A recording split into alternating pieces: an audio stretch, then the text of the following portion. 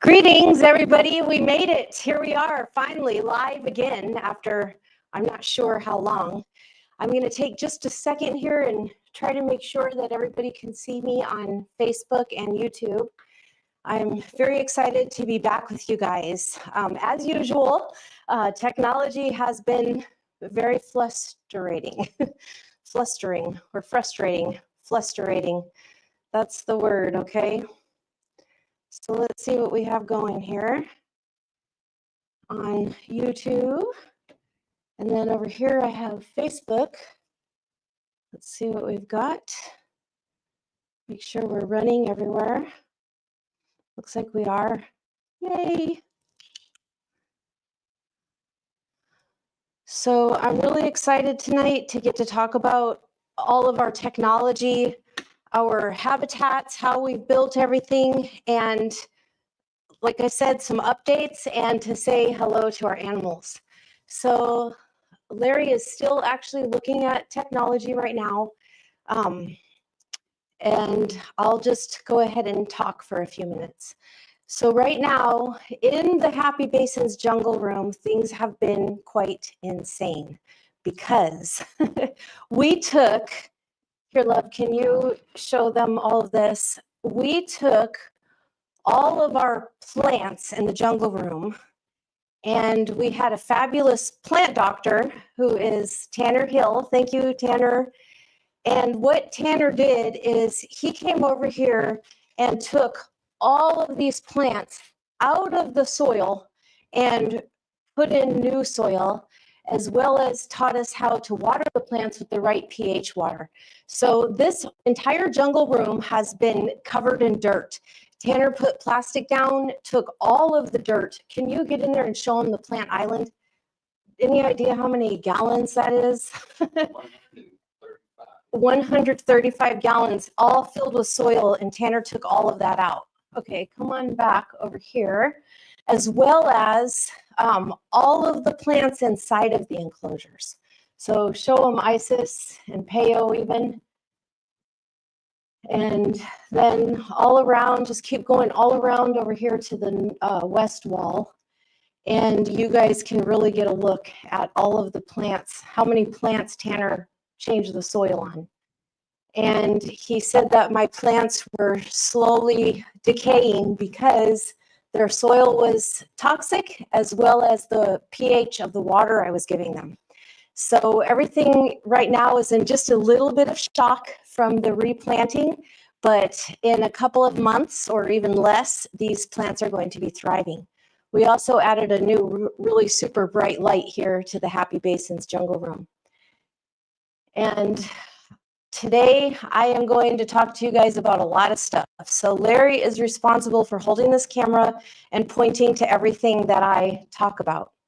Let's see what we've got going on over here before I dive into that. Hello, Allison. Thank you for being here. And yes, the plants truly are amazing. And thank you, John Smith, just kidding, Gabriel, for being here with us too. One of the big reasons that I wanted to talk about our setup and technology today is because I get so many questions, message requests on Facebook, Instagram, people putting messages on YouTube, and everybody wants to know stuff like, what are our temperatures, our humidity, how do we do all of this?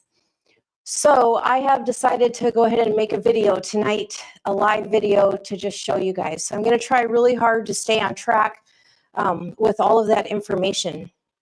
Hello, Wendy. Thank you for coming here today to see what's going on in our jungle room. To start with, where to start? I didn't write down any notes. I just kind of at the last minute decided to do this. I finally got all of the dirt cleaned up in here and got things going. So I'm going to try to stay organized.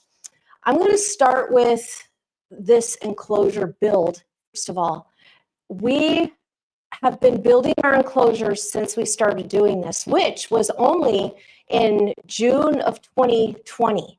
So we did not start collecting basins until just 4.5 years ago, we got our first one.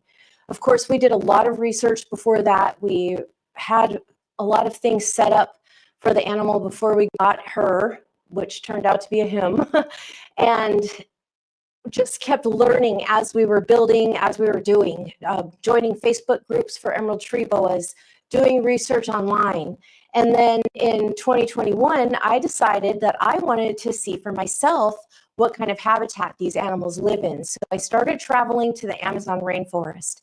And since June of 2021 until right now, in March of 2025, I have been to the Amazon rainforest 11 times to go see the habitat of these animals, to learn how to spot them in the wild and interact with them, learn how they interact with people, which actually has turned out to be so amazing. And if you guys check out some of my stuff on my videos from my trips, you can see how interactive these emeralds are with folks, straight out of the animals coming straight out of the wild. It's very interesting. And so when we decided to build this habitat, we had already gone through multiple different builds that we liked. We built some PVC enclosures. We did some for our babies, which were, how big were the baby enclosures, love? 24, 20, or 18, 18, 30.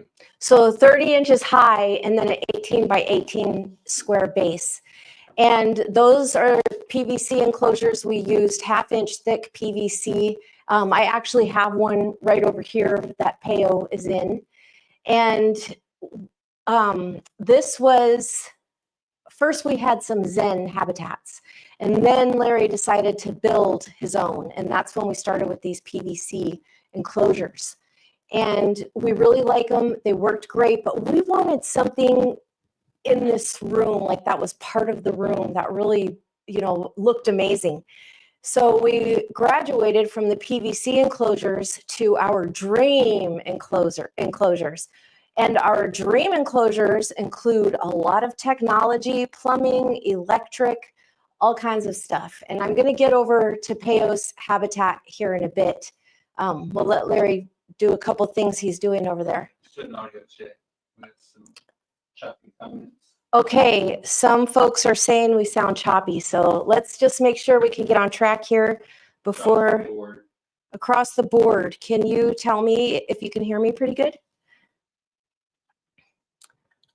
Okay, I second the audio. Audio is still a bit choppy, but not bad.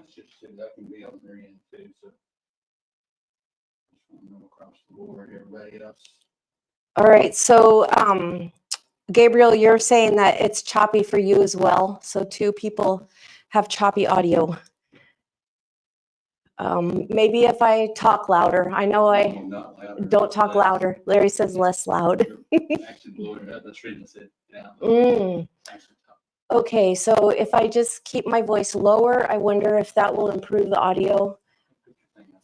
Okay, we'll put the microphone on the outside. I did feel just now that it was turned upside down. So let's just see if that fixes anything. All right, so let's see if you guys can hear me now. One big black bug bled big black bug blood, while the other big black bug bled blue. Did you hear that?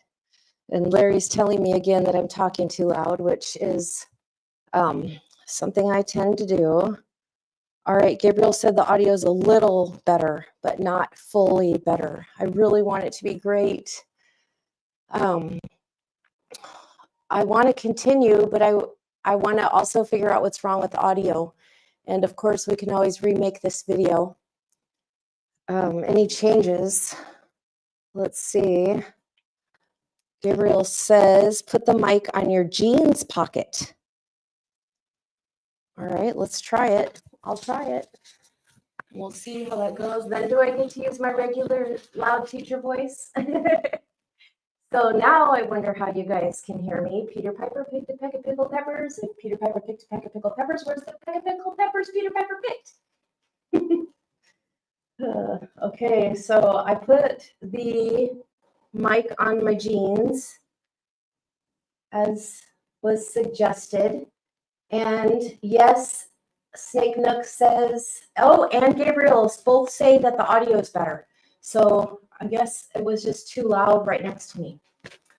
Okay, so let's keep talking. I was talking about our enclosure build and how we started off with our Zen habitats. We really liked them, but Larry wanted to build his own habitats, his own enclosures. So we drove all the way to Tennessee to the closest Menards and bought to Missouri, and bought 1/2-inch PVC board, like 8x10 big sheets. And Larry cut them all up and made PVC enclosures for our animals. We had 2 different sizes. We had the 30-inch with an 18-inch square base that we used for our babies at the time, which are now all grown up, as well as some bigger ones that were like 4 foot by 24.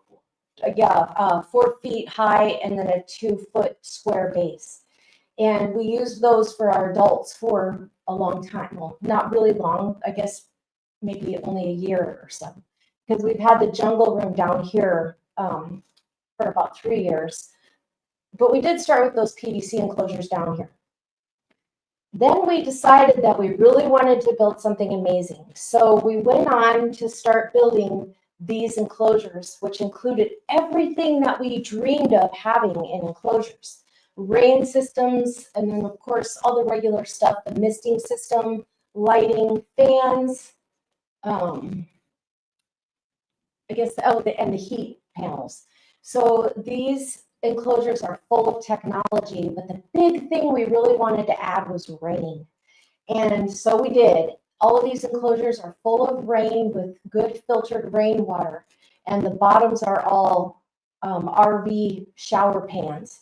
And I actually am ready to start walking around showing off this stuff as I talk about it. I think that'll be better.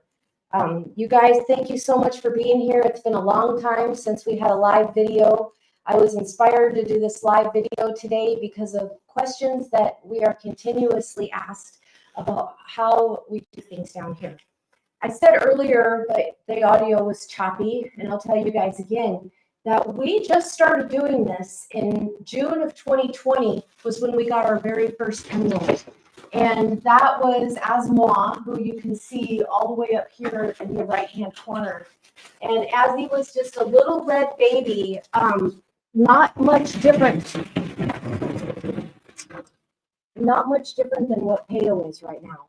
And now as he is over 5 years old, and we don't measure these animals, so I don't know how long he is, but I would say probably over 4 feet for sure. What would you say? Well, 5 feet really. And so these enclosures include, sorry, I'm going to go back to the PVC enclosures that we first started with. So go ahead right over here to Peo and look at Peo posing. Peo says, camera on me, please. These PVC enclosures are actually our favorite. They hold the heat and humidity really, really well.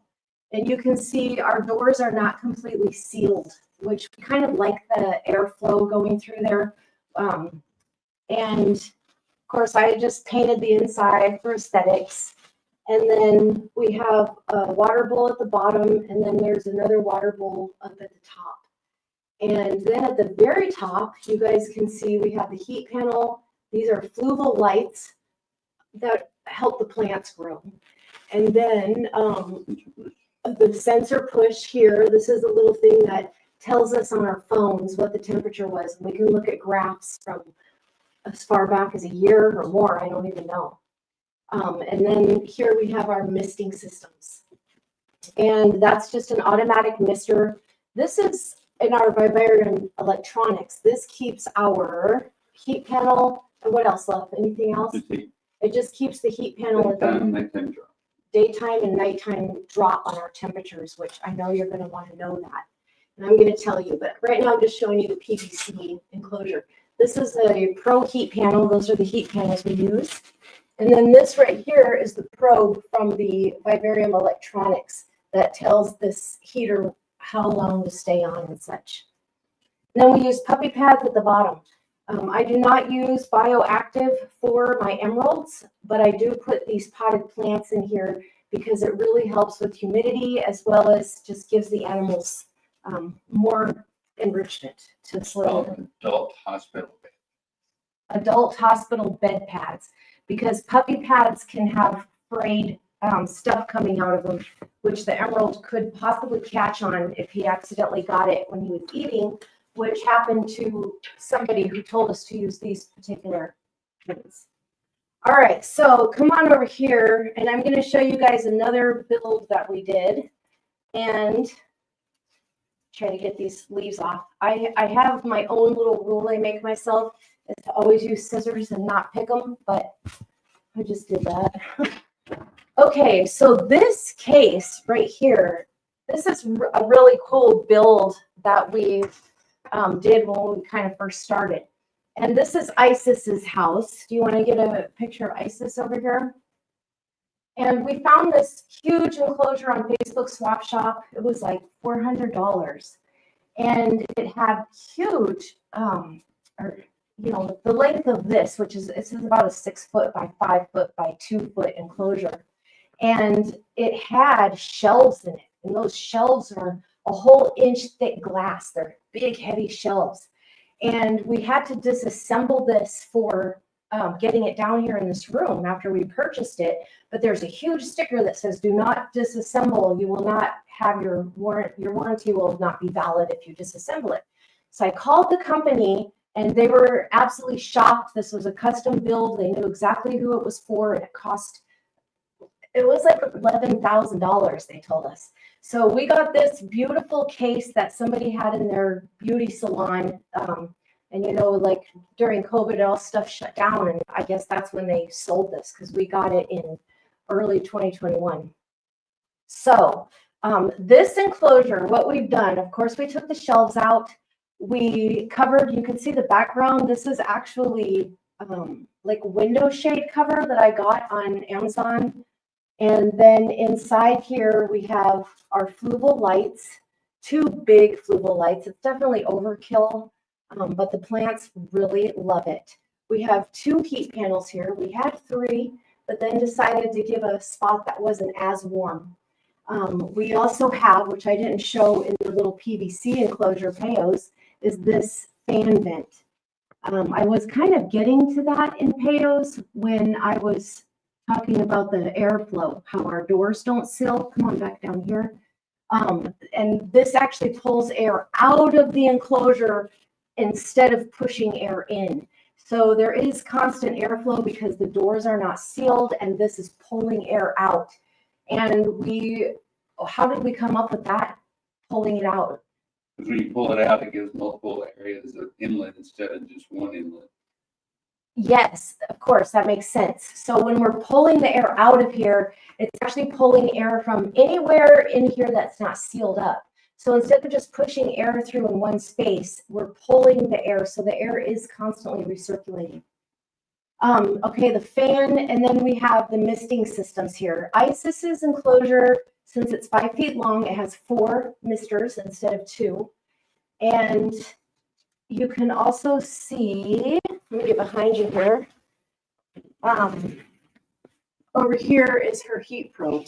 So her heat probe is right about in her basking spot. And I'm going to give you guys all of those temperatures and stuff. I have a sheet that we follow, so that way I don't misspeak. Inside here, which I also didn't point out on Peyo's enclosure, you can see the soaker hose vines. I just make these out of soaker hose.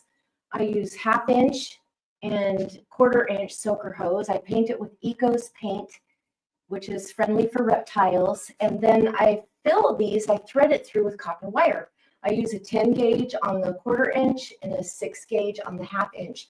So that way I can bend this wire and it's nice and strong, but still very bendable. And the animals really love the texture. They love the texture of that soaker hose. You can very often see them rubbing their face on it. And Jaja, my iguana upstairs, loves the soaker hose too. But also inside of here, I have some natural wood vines. which I'm going to show you. We have all over the ceiling here. And Larry and I go save trees from down by the river by cutting down the vines that are circling around their trunks, trying to smother them. So we're actually filling our jungle room with vines and saving trees all in one shot. Also in here, I do have some old reptile vines that we used to thread with copper wire, but this stuff's really fragile. It breaks easily when you bend it. And I really like the soaker hose too, because I have never ever had any mildew or mold grow on these soaker hoses. And I have had that happen on these reptile vines. You can also see inside of Isis's enclosure here, her water bowls. Go ahead and show these water bowls off. Larry made 3D printed water bowls that we used in our PVC enclosures. And then he redesigned them to fit into the corners of this enclosure because of the way the little pegs were there for the shelves. And these are not even, so yes, building those water bowls was a huge event for us because our animals were getting in their little tiny water bowls. Like huge Isis would have as much of her body as she could inside of a little tiny water bowl. So we decided to increase the size and put them up high. And everybody had one up high and down low in their PVC enclosures. They still do when I get to this. But I really wanted to show you guys this home build that we did because, you know, you can find all kinds of cool stuff on Swap Shop and flea markets or, you know, garage sales, whatever, if you like that kind of stuff, which I totally love it. And another thing we used on our PVC enclosures as well as this build was aquarium caulking. And there are more than one kind you can use. I think we've used a couple different kinds. But that aquarium caulking really keeps the water in, but it does have to be refreshed, you know, like every couple years. I've just pulled it off and refreshed it because cleaning it and stuff, you know, it balls up. But this has been a fabulous enclosure and Isis has really enjoyed it, as well as the other males. She's had 3 different males living in here with her at different times, and there's plenty of space for everybody. So I don't think I missed anything. Again, I'll show you guys the bottom here. I have the PVC, the adult bed pads and the black cement mixing tubs I got from Lowe's. And those are just all things to help keep the space clean as well as collect the water from watering in here. All right, can you think of anything I forgot here, love? The Vivarium electronic does run 2 panels if you get the one for 2 panels. And we just are trying out a brand new brand that does 6 panels, and that's our Pro Mist system. Okay, now the top of this enclosure does have a big box that everything goes in, but like I said, everything's just been crazy down here.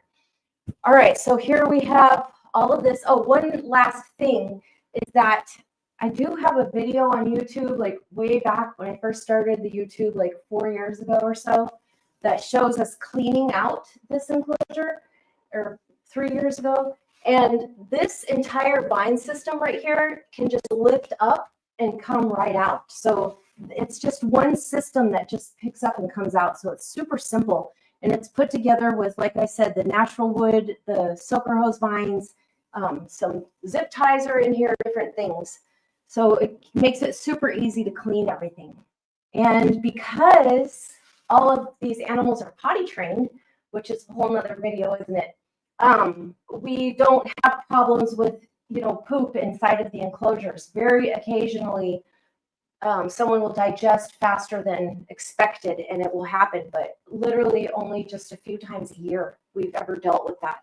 So the potty training is fantastic. If you want to know how to potty train your emerald, I'll have to tell you about that one day. But today I'm going to do my best to stick to my topic. Do my best to stick to the technology. All right, now let's move on. I showed you all the stuff that we did here. Things that we loved about these builds: our PVC enclosure, really keeps in the temperature and the humidity.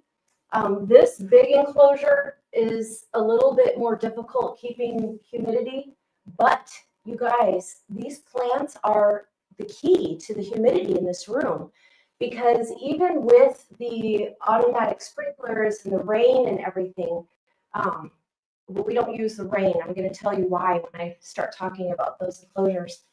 It's still difficult. And the puppy pads were actually initially to keep the humidity up because they collect water, but it turns out it wasn't enough for these big, huge enclosures.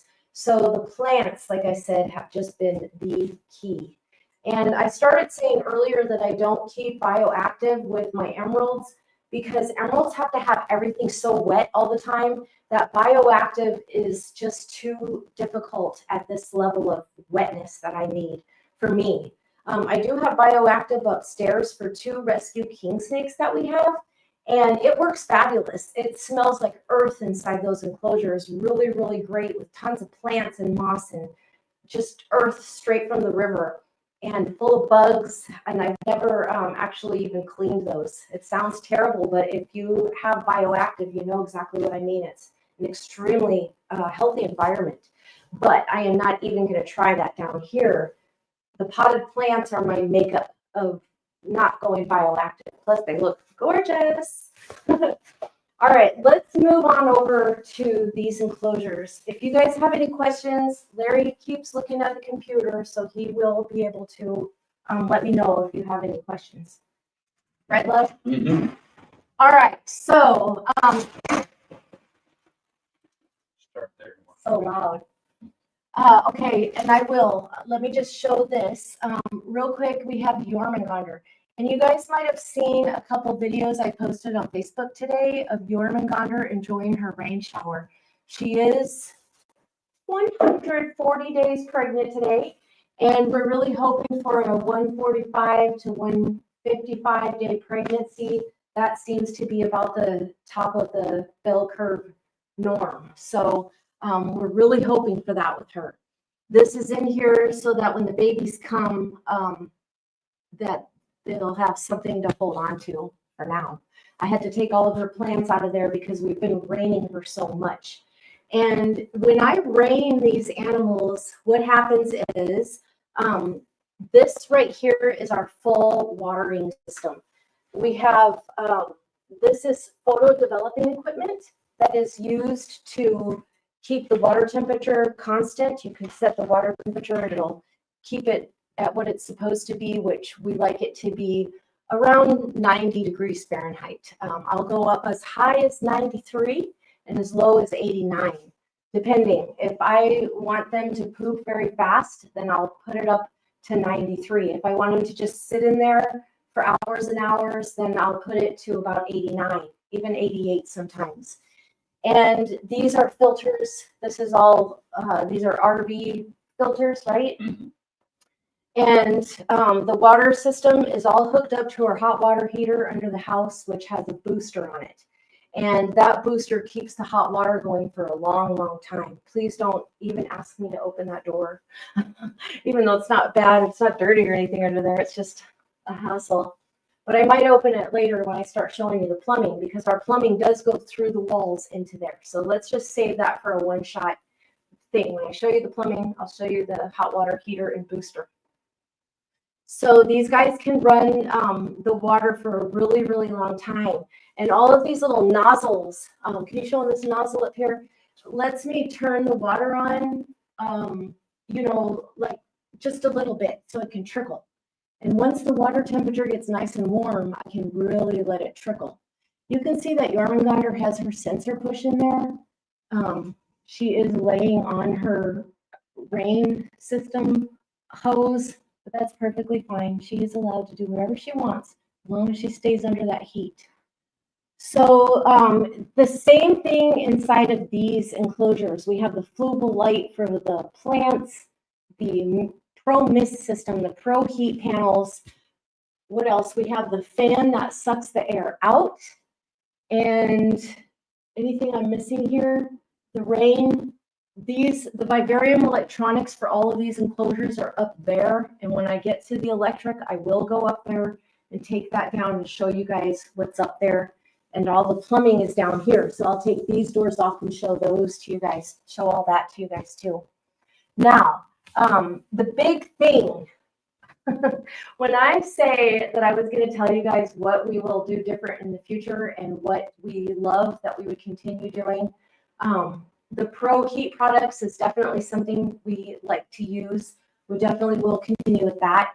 Vibarium electronics, we do love. Larry found another brand that runs 6 instead of just 2. And we're trying that out upstairs in our rehabilitation area. And we'll just have to see how that goes, if we still are enjoying Vibarium electronics or the new product. What is it called? Herpstat. So we'll see how that goes. The Fluval lights have been so good to me, although Tanner has recommended a new light, and it's so super bright. But the problem with the new light is that it gets really, really hot, and it cannot go in these enclosures. So I had been thinking like, oh, I have all of this invested in the Fluvals, and now, you know, the plants need better light, but the plants are perfectly fine with the Fluvals. So we're going to stick with the Fluvals. Not to mention this new light, which I don't know what it's called, has been impossible. 3 of us have tried to, you know, set the timer on it to do the sunset and sunrise and come on and off, and we have been unable to do it. These Fluvals, I have an app on my phone. They're all set. I can turn them on and off. They have blue and red instead of just the white, which is for the jungle. Now, I'll tell you, when I very first started with this, with the Fluvals, I had them on full bright. And it was the very first time we ever had trouble with our sheds. As a matter of fact, I should go get the sheds and show you. I have a little hoarding problem with my snake sheds, but I know I'm not the only one. I want to show you guys that right now. But the only time, can I go get that right now? Can you show them something? And I'll be right back. It'll just take me 1 second.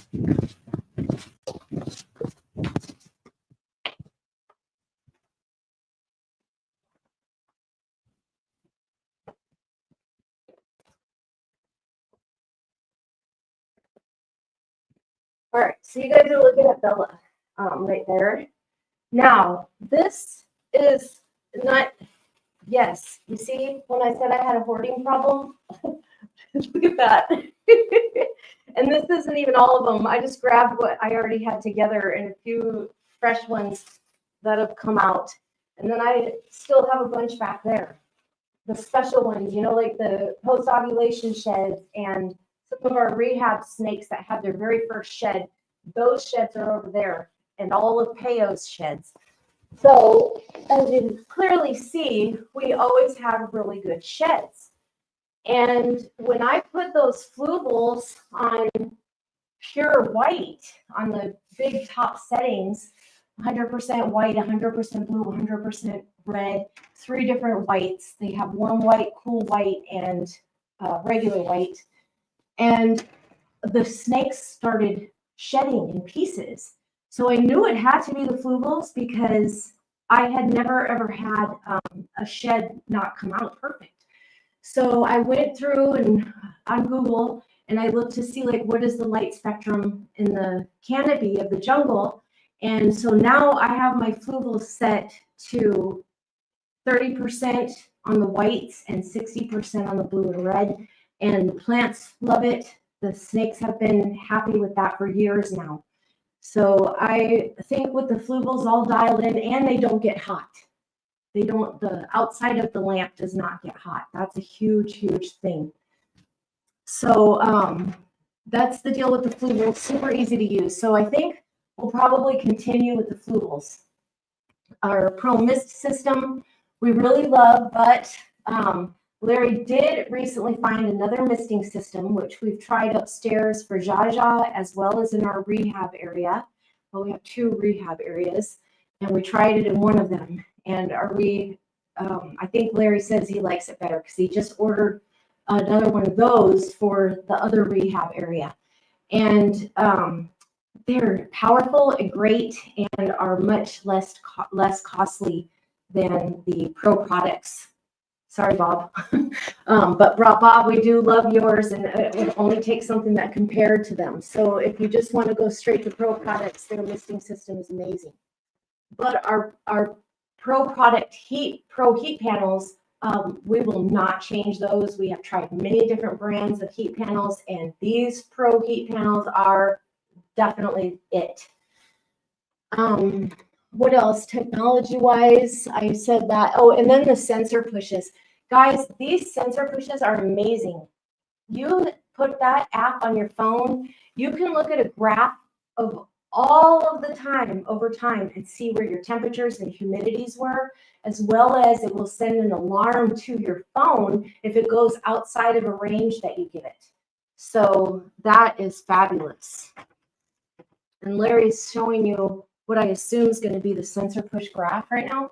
Is that what it was? All right, now, oh, another thing. When he's done showing you guys that, we'll move over here to Bella, and I will just leave Yarmungandr. Even though she loves to watch things that are going on, she doesn't want her curtain closed. That animal always wants to be watching things. So she is not disturbed by us. So this is Bella, and you can see here in Bella's habitat. Let's go ahead and show it on Bella's. We have, well, Yarmungandr's actually had both, but that's okay. We'll leave her alone. This is a water bowl. You guys can see how I twisted the soaker hose to hold the water bowl. So now I can put a water bowl anywhere I want to in this entire vine system. And then I just cleaned all the water bowls, and I haven't replaced the bottom ones yet. But there's also a water bowl holder right here at the bottom. So those water bowl holders are fantastic. I can put them anywhere I want with my soaker hose vines. And I just take, like I said, 1/4 inch and 1/2 inch threaded with copper wire, and I twist it up and then put some Ecos paint on it. And these soaker hose vines have been in here for years, and it's crazy. Like if you go from a small enclosure and you make your soaker hose vines, and then when you upgrade, which is exactly what happened with us, I used the same soaker hose vines and then just added some more hose to it to make it longer and, you know, fit this space. So the other great thing about the soaker hose vines, they're inexpensive, they're fun to make, and they can be used from one size enclosure to the next by just adding some to them, and the animals love them. So soaker hose vines will stay. Another thing is our airflow. We do use computer fans. Do you know what that is off the top of your head? The CPU fans. CPU fans to pull the air out, because they can run for long extended time periods. When we get more toward the end of this video, I'm going to have Larry help me and tell you all of the timings. How often do our misters go off, our fans, what is our heat, our nighttime drop, all of that stuff. I'm going to give you guys all of that information. Let's see, as far as these builds. Okay, so when I said that we wanted our dream enclosures down here, that's what we did. And the biggest thing we wanted was rain, because we have a rain chamber. This hose over here that you see, this green hose, it just goes to the sprayer. So I can spray all of the animals anytime I want to with the 90-degree filtered water. And then also you can see there are 2 hoses. The other hose goes to the rain chamber all the way out this door, down the hall. Don't show them all down the hall in the other room. And that goes all the way down there, and then the rain chamber is there. So that is a fantastic space. And that is where our snakes are potty trained, that when we put them in the warm rain, we just hold one of those little water bowl buckets under them, and they poop inside of it, and we take it outside and rinse it. And so it's super easy. And we do that usually on feeding nights. Right before we feed them, we rain them. Unless we have an event like we do Tuesday, we have a big event. And so we're going to rain everybody on Monday, so that during our event on Tuesday, nobody poops on our guests. So the rain, what I'm getting at with all of this palaver is, does it ever have to be 2 people, or can it just be 1 person chattering on? With all of this talking I'm doing, what I'm trying to get to here is our dream rain system inside of these enclosures. Well, we did a lot of stuff. Our builder and engineer, we had 2 fabulous builders, a great engineer. One of them is a great engineer, as well as with Larry and I working together to design all of this. I initially designed all of this with, well, of course, on paper, and then I put it on a spreadsheet, did everything in scale, and then built a popsicle stick model, a scale model. And then decided to build a better scale model and went and got some, little tiny sticks from Lowe's and built a really good scale model with drawers and everything. When I talk about drawers, I'm going to show you that here in a second. So our rain system in here had a lot of thought and work put into it, but still it leaks. We can't just rain these animals like I planned. My idea was to just take the plants out, rain the animals right inside of their enclosures. But as hard as we worked and as much stuff as we did in here, we cannot keep it from leaking. So initially, when we were first trying to use it all, I did end up with some mildew on the wood and down underneath the cabinets. You can actually show them here if you want to. In here, come on over here. You can see that we have these RV shower pans in the bottom with drains. And the drain, and then this is a little rubber piece that lips over to try to keep it from coming out. So I'm actually going to pull this out and show you guys the plumbing. So these doors are held in with magnets. Between magnets and the way they fit, that's how they're held in there. I guess I have to move this one too, which is fine. You guys can see down here that each one of the drains, can you see all the way down there? It has this little nipple-like thing coming out of it into the PVC pipe. And then the PVC pipe, it's kind of hard to see, but it runs all the way through both of these walls. This is our north wall and the other one is our west wall.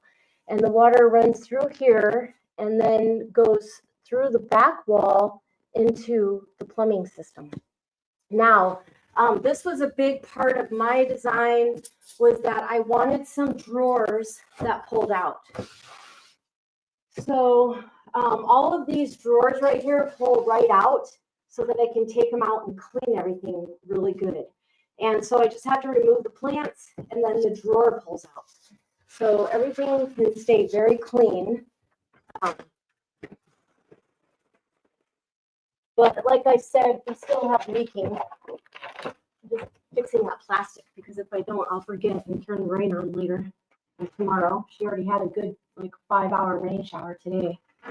Get your nipple on it. Oh, so yes, if this thing isn't lined up, all the water just pours on the floor. And yes, of course, that has happened. So what would we do again? I'll tell you exactly what we did, because with Jormungandr being ready to have babies, we needed a good place to keep the babies. And building all of this took so much time because of the constant trial and error and re-engineering all of the moving parts, because something works on a model or in theory, but then you get to real life and it's so much work, and expensive. So what we have done and what we would have done if we had thought about it, darn, I just thought of one more thing I wanted to tell you that we wouldn't do again, because this is part of what we're doing in the future. But look again in here. Before I tell you the big reveal, what would we do different that we've already started the process of, is that you see this background. This is a fabulous background we got off Amazon.com. It was not expensive at all, and it's just like really super thin photo backdrop paper. It's like so cheap and rips so easy. But what we did is we put it on that. I told you we got a bunch of those half-inch PVC boards for Larry to make the other enclosures. Well, we actually had enough to put on the back wall of all of these enclosures. And then we put that photo backdrop, we cut it up and put it on the back of each one and then epoxied over it. Well, now, anytime I use my infrared cameras, there's a huge white flash back there because it reflects so strongly. And also any other pictures or videos, it's always like a really strong reflection. So we would definitely do something different with the background. Now, what have we done different? Like I was saying, we're building a space for our babies. We're actually, that's why I don't want to show you the other room, because we're turning it into a nursery. And so you know how it is when you're trying to build things. Everything's a complete disaster, pulled out from everywhere. But we ordered from Tamura Designs. And if you guys have seen, they've been sharing our HappyBasins posts on their story on Facebook and Instagram. And it's going to be a 12 condo, and they 12 baby condos, approximately 16 by 20 for each one, 2 rows of 6. We're very excited about it. And at Tamura Designs, they include everything in there. The misting system, they cut everything ready for the cords to go through. The heat, they use Pro Heat panels, but you can put whatever heat panels you want. And so Pro Heat, Bob over at Pro Heat is actually custom making our heat panels to fit that size, which is what he does. So whatever size you want, he will make it for you. So instead of doing all of this, we could have probably spent a fraction of the money, a very small fraction of the time and headache if we would have just went with Tamura Designs in the first place. A company that pre-makes enclosures, that has everything you want. They were the only company I could find that could give me a printed background, build in the misting system, and they even have designs. We didn't get it, but they even have designs that are full rain chambers, just like we wanted, but actually, you know, tested and proven, and they work. So we would definitely order from a professional company and never try to do this again. It was, like I said, it took 1 year or 2 years. It took 2 years to build all of this. And it just started to be a joke because at first I was like, you know, I want it now, I want it now. And then 2 years later, we finally, you know, had something up and running. And like I said, the headache and the money. So if you are looking to do some spectacular thing, I definitely recommend going with the pros, because in the end, it does save a lot of money, especially if you're trying to do some crazy stuff that you know, don't really see anywhere. So that's the main thing we would do different, is not do it ourselves. All right, so let's keep going with the plumbing here. Do we have a question? Okay. You guys can see our snakescape tree over here, our beautiful tree by Ron Rondeau, who's a fabulous artist. If you have any snake, he does work for all kinds of snakes, but he really has a passion for arboreal snakes. And he built this beautiful tree and does all kinds of custom work at Ron Rondeau Snakescapes. So you guys can look him up. And also you can find them on a lot of stuff on my page tagged in it. But underneath this, you can see that cabinetry down there. That's where the plumbing runs in from both the from both sides of the west wall over here, as well as the north wall over here. All that plumbing is down below and comes to that corner and goes through the house. And I'm going to open the house and show you guys that. But first, I'm going to show you the electrical stuff that's upstairs here. Now, the rain system is all plumbed into the water device that I showed you earlier with the filters and such. And then we also have our misting system, which you're about to see. All of my sheds here, now they're going to get trampled if I don't be careful. All right, so let's look up high. I need a chair. I take the middle one off first, right? Okay. So these are also put up here with what's called French clits. Is it clit or cleat? Feels weird saying clit. Cleat, sorry. French cleat. Oh my gosh. Oh, that's why you do live videos, because then you're not tempted to keep trying to redo stuff because you see some crazy stupid thing. All right. All right, so up here you guys can see stuff, which I cannot see. I'm gonna have to back up while Larry shows you. Oh yeah, right. I can watch on my phone and then talk about it while he's showing it. All right, all of these, you see the vivarium electronics. We have to have 2 vivarium electronics up there because each vivarium electronic only runs 2 heat panels.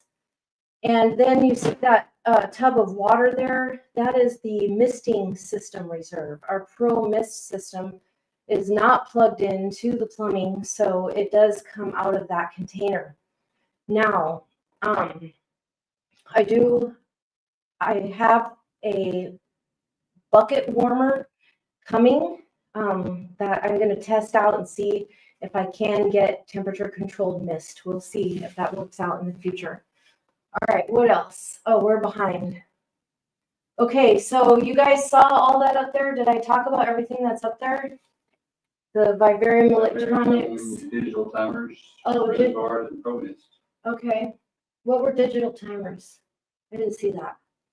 That's what everything runs Pro Mist stuff. Okay, so the digital timer tells us how long and how often the misters should go off. You guys look at the lights. Some of the lights are on schedule and some of them aren't. You can see how they're turning blue. That's a sunset. So the fluval lights set to completely do a sunrise and a sunset, and you can do all the settings however you want. So that's really, really cool. All right, what is next on our technology here?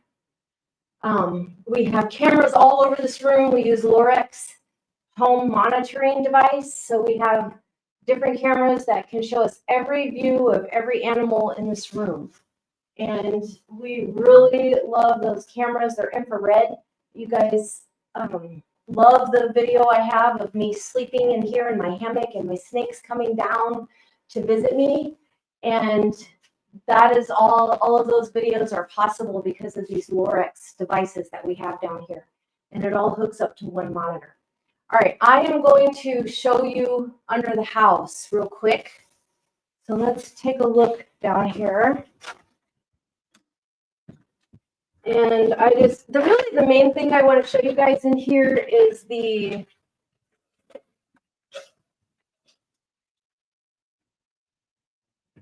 right here. This is our hot water heater booster. So this thing right here keeps the hot water running for a very long time. And we only looked for it because of the animals in the rain chamber. But I'll tell you guys, I love this thing. It's fantastic. It gives us a lot of hot water a lot longer. Okay, look right over here. So this plumbing is to the rain chamber part of the enclosures we built. This turns that on and off. So I do have to come down here and turn this on. And it's, as you can see, still pulls the water out of those blue filters that you saw. Also, you guys can see all of this stuff. These are all electrical things that come through as well as Ethernet. Is that correct? Mm-hmm. As well as the Ethernet wire. And all of that stuff runs into the next closet that has the whole system in it. So and that is a booster pump. It's Bluetooth on and off to give us more pressure to the rain systems. Oh, yes.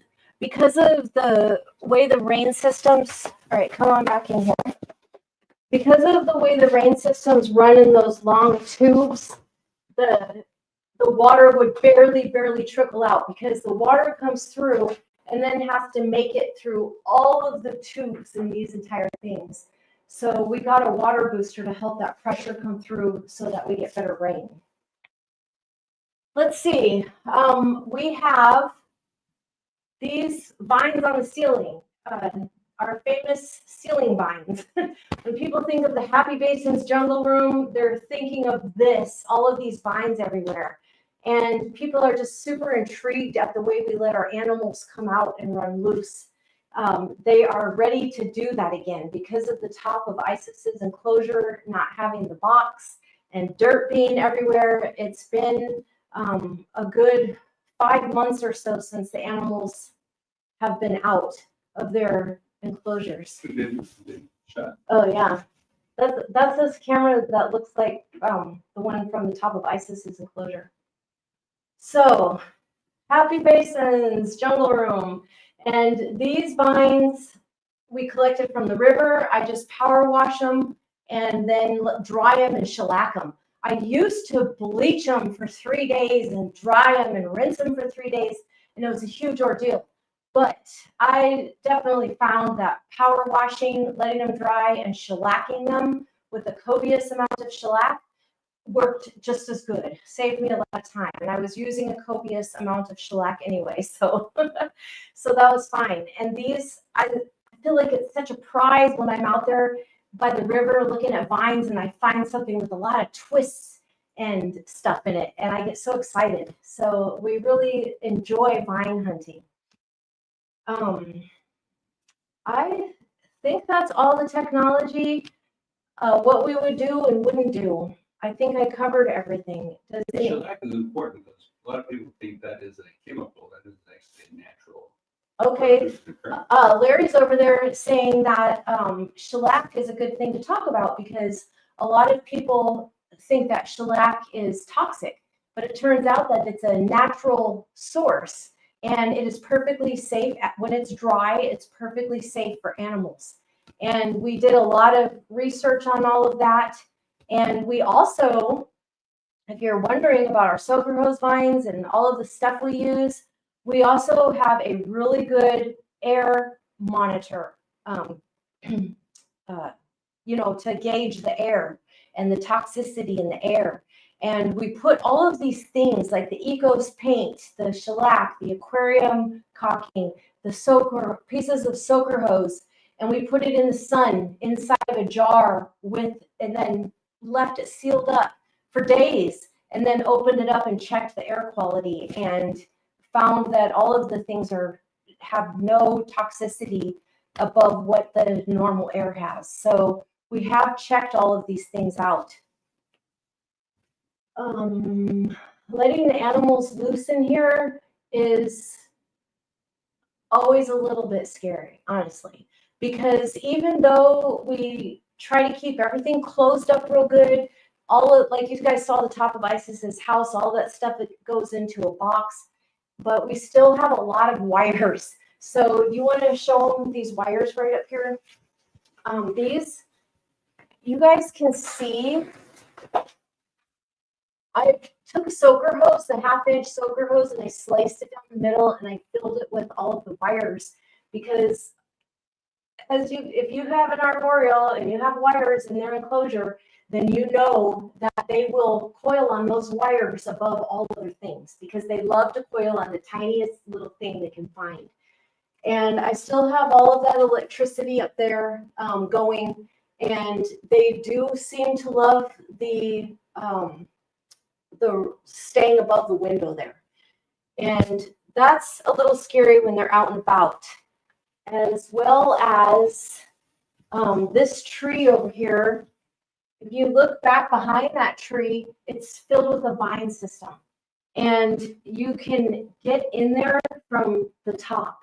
And one time I did lose an animal for about 2 hours, and I kept looking back there and I couldn't find him, but he was down lower than I thought he would be. It was Zaltis. So that was a scary moment. Another time, Jormungandr, some of you know this is a famous story. Jormungandr went under the door of the jungle room, slithered down the hall into the other room, and I found him in the rain chamber. So we do have a thing on the bottom of the door now so that they can't get under there.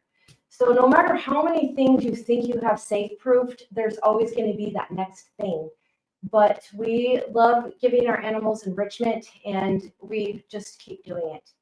Also, these doors, talking about the glass doors, these doors were the biggest trouble that we had in building these enclosures, including our PVC enclosures. Doors have always been a thorn in our builds. And we did finally find these doors because, you know, like shower doors were really hard because they had such a huge gap and big mechanisms to hang on. So we finally ordered these little ball and thing sliders. Trophy case sliders. Trophy case sliders. And then we got this tempered glass with smoothed edges and everything, of course, from a company in town. And they are fantastic, but again, with the rain, even, you know, just the watering the plants and stuff, water and debris gets down here. So I'm constantly vacuuming it out and taking a cloth and wiping it. Another huge reason to go with a company who builds these enclosures, who can give you everything you want. I'll just really push that because, golly gee, if I could do it again, that's exactly what we would do. Because you can still get anything you want with the proper materials and things that people already know what to do. I think I'm done in here with technology, our habitats. The piece of paper with the temperatures and stuff. That's one thing I forgot to grab before we started, but I know exactly where it is. Can you find something interesting to show folks while I go find that? I wonder if our microphone will disconnect. We'll do that.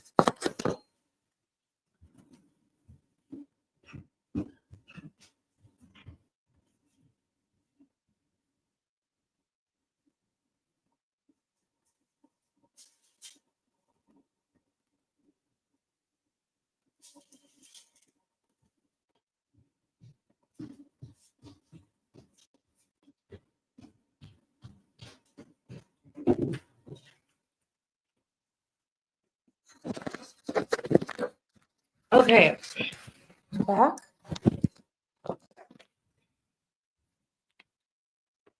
I don't know if I'm gonna want you to still show stuff. Maybe I can. Oh, I know. Another quick thing is before I start talking about our temperatures, is that our thermostat. When we bought this house, the thermostat, there were two separate thermostats, one for upstairs and one for downstairs. So Larry likes it cold, I like it warm. So down here was always like 78 anyway. And we were keeping these animals upstairs in the office, which is now our rehabilitation area.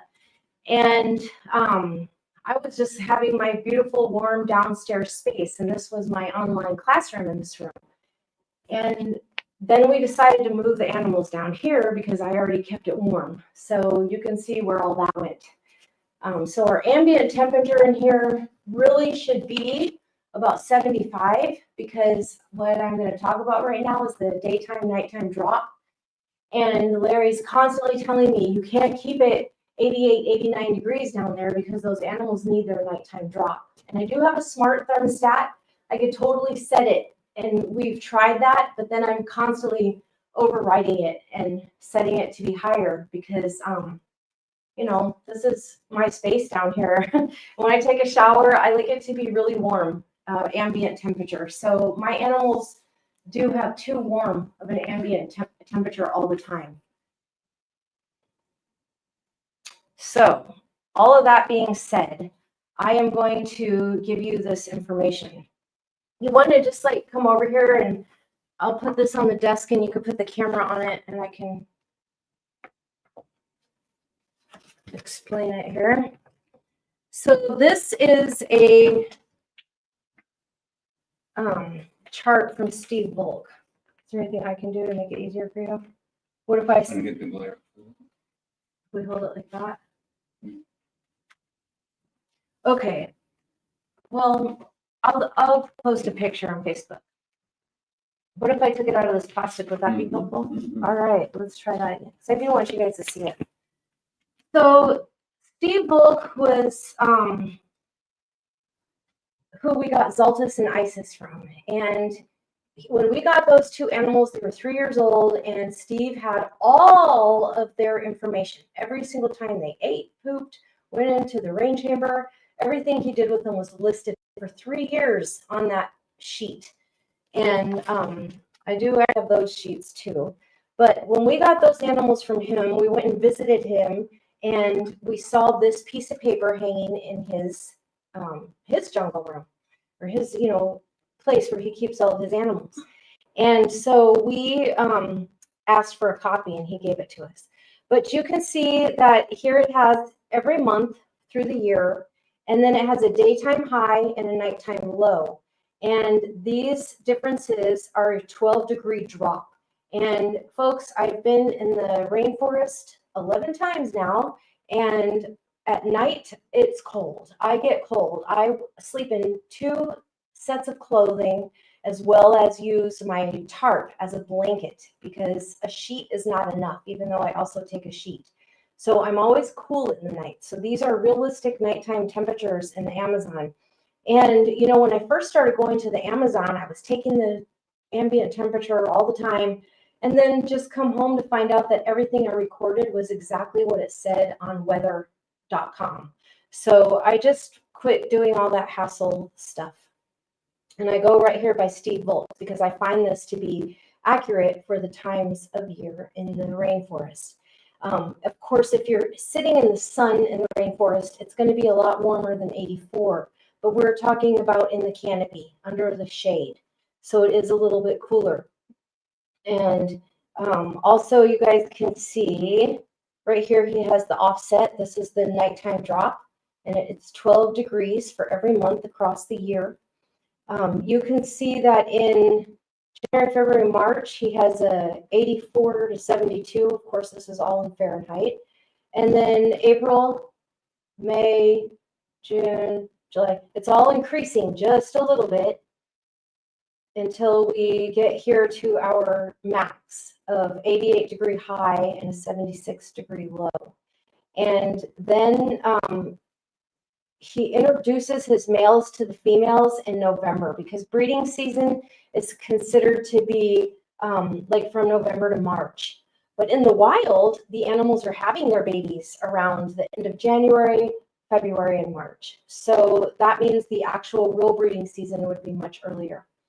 But we have these animals in captivity, and we don't know how connected they are to the lunar schedule, or their circadian rhythm is definitely very strong, because they wake and sleep and eat and hunt and do everything according to the moon, which is why I always go to the jungle during a new moon when it's most dark. But as far as what month is breeding season and such, I'm not sure that is going to be a big difference. And then you can see that here we have the light cycle. So he has in January 10 hours light and 14 hours dark. And then that keeps going. And then you see here in the middle of the year, he's got 12 and 12.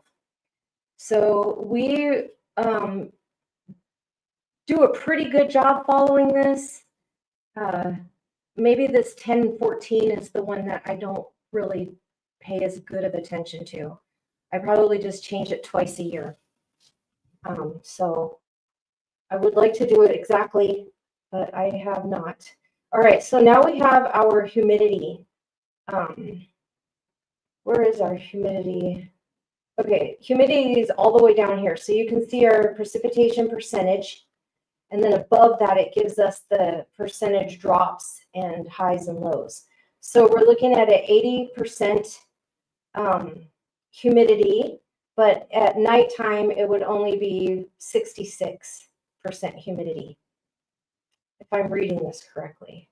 So we do try to keep our humidity always above 65, and we do often hit as high as 90. So we do pretty much stay in this range, but we are not following it to perfection like we should. But it's hard to keep up on all of that stuff, because you do, even though you have automatic sensors that do timers for you, you would still have to go back and change all those timers each part of the year to collect, different information. So good job, Steve Volk. You're a rock star. We all already know that. You can see here that Volk is misting his animals 3 days a week. but we are actually doing, and he has, you know, smaller enclosures that are much more confined, all professionally built. So he has a lot more control over these things than we do. And our misters go, how often do our misters go off? Larry's our technology guy, if you haven't figured that out. 4 times a day. And then what are the time limits on those misters? 2 of them are 20 seconds and 2 of them are 15 seconds. So 2 times a day, we have a 20-second mist coming out, and 2 times a day, we have a 15-second mist. And so about every 6 hours, these animals get misted, and the plants. You know, it's just to keep up humidity. The misting, yes, these animals absolutely positively drink from the walls. They drink off their body. They drink constantly. And the rain is what stimulates them to drink. The misting system doesn't stay on long enough. We can't just leave it on because of the plants and stuff, and it would be a rain system. The misting system is not really to stimulate the animals to drink, although you will see them drinking off their body and off the walls from the mist, but it's just enough to keep the place humid. It's not a you know, good drinking source. All right, and then the last thing that was on this chart over here was when bulk the feeding schedule, which unfortunately we also do not follow this. Like I wish we did, but he has reduced feeding from from December all the way through March.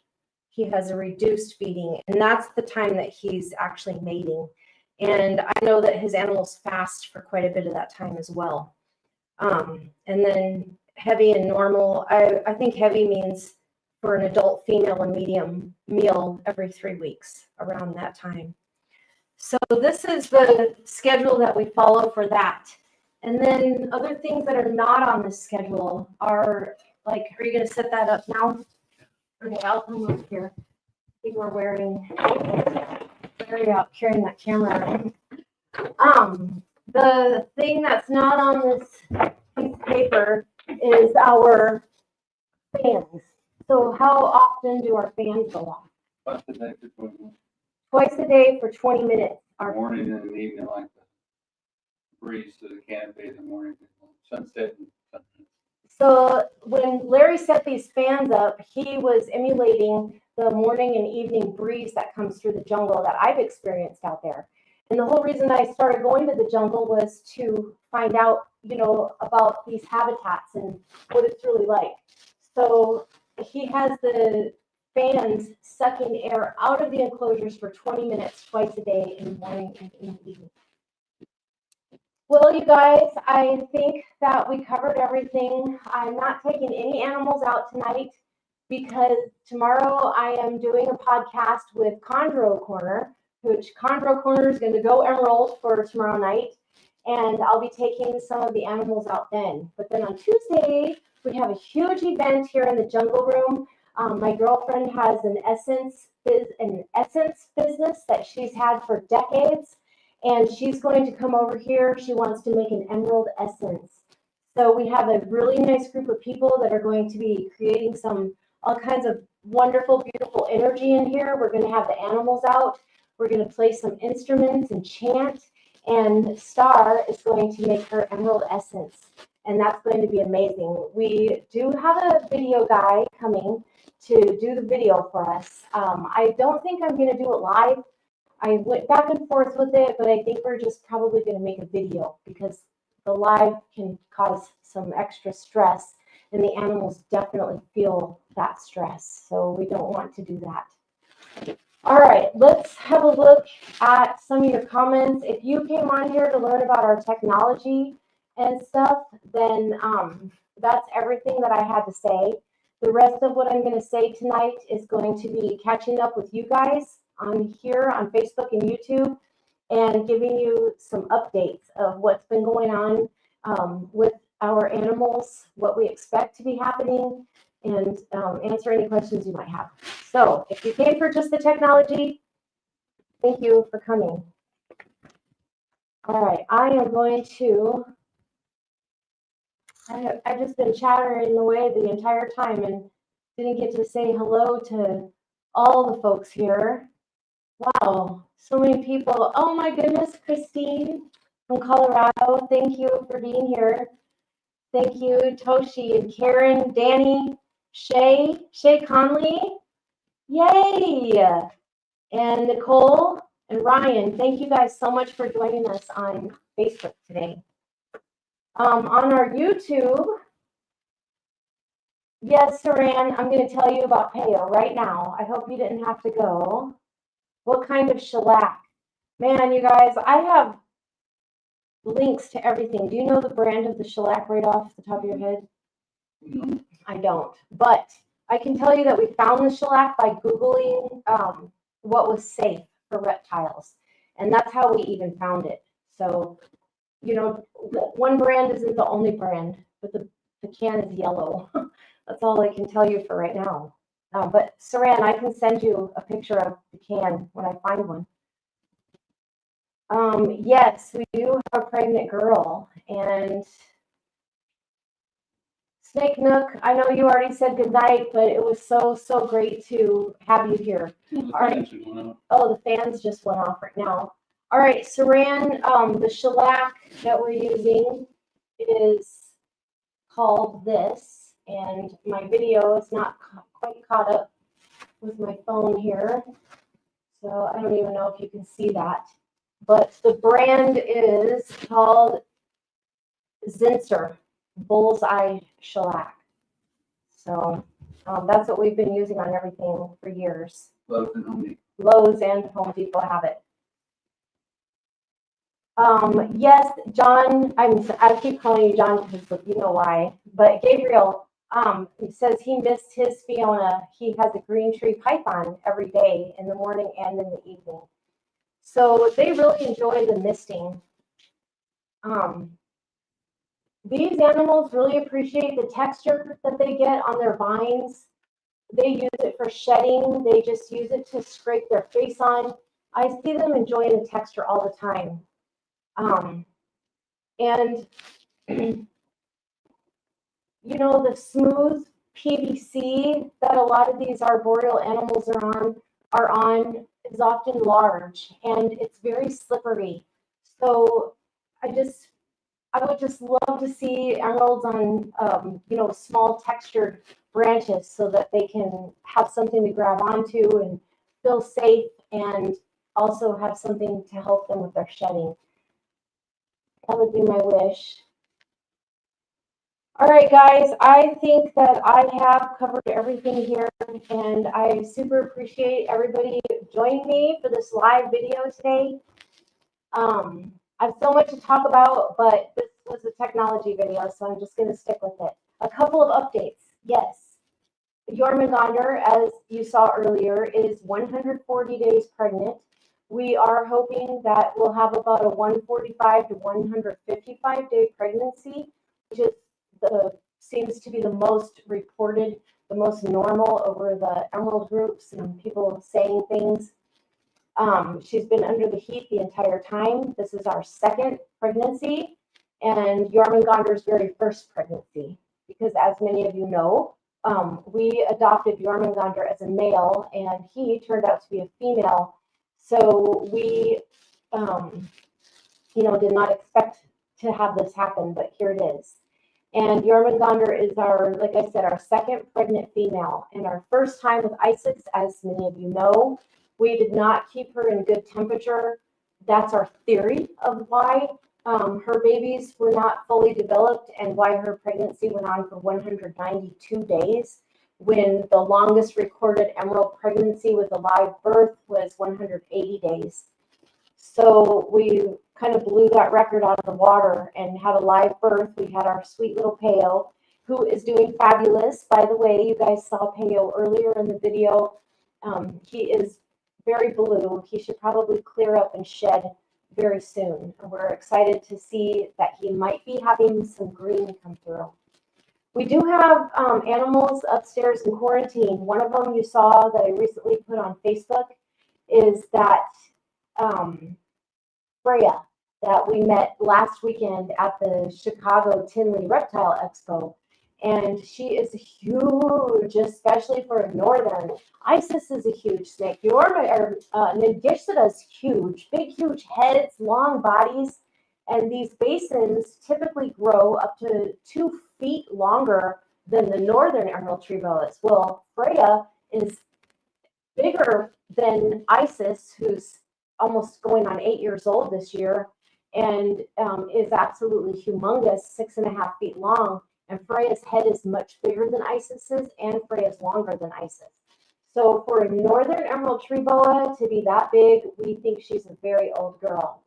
And when Larry and I laid eyes on her at the expo this weekend, oh my gosh, we both literally just teared up.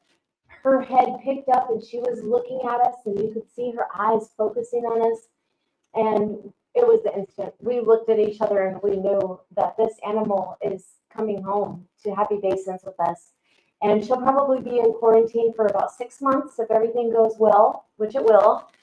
We like to have, at least like 4 good digestion processes, so eating and pooping, and everything looks good and normal, as well as, we'd really like to have 2, but we'll work with 1 full good shed with, just 1 full, like what you saw on my hoarder, my snake shed hoarder collection. All right, you guys, I think those are all of the updates. I do have a couple more updates, but I don't want to give them right now. So I know that's going to drive you crazy, but I'm going to save those for a future video. And for now, I am going to sign off and say thank you so much for coming here tonight. I just love sharing with you guys, and I want to share more often, and hopefully I will. Good night, everybody. Thank you for joining.